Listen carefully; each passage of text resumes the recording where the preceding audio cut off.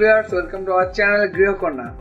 অনেকদিন পর আমি চলে আসলাম আজকে আপনাদের সামনে নতুন একটি রেসিপি নিয়ে।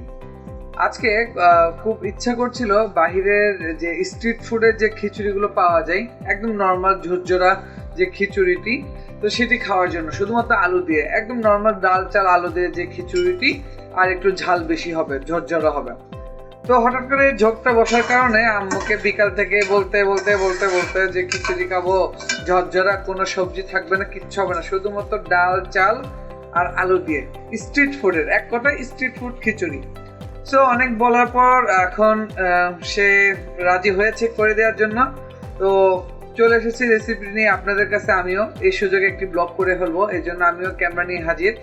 তো শুরু করেছে, চাল ডাল ধুয়ে একটা পাতিলে নিয়েছে, তার মধ্যে এখন অন্যান্য উপকরণগুলো দিবে। তো আমি একটু পরিমাণটি বলে দিই। 3 কাপ চাল আর 2 কাপ ডাল। ওকে, এখানে 3 কাপ চাল আর 2 কাপ ডাল, 2টা আলু, এরপর কাঁচামরিচ, ধনিয়া পাতা, এলাচি, তেজপাতা, আর একটা দুইটা একটু টমেটো দিয়েছে। আমি মানা করার পরও টমেটো জোর করে দিয়েছে। যাক, পেঁয়াজ এগুলো দিচ্ছে। তো এগুলো সব একত্রে মিক্স করে ঝটপটে রান্নার রেসিপিটি শেষ করা হবে। তো আপনারা দেখতে থাকুন ভিডিওটি, আর যদি আপনার কোনো সাজেশন থাকে বা এই ক্রিয়াটা কেমন হয়েছে সেটি আপনারা কমেন্টস করে জানাবেন।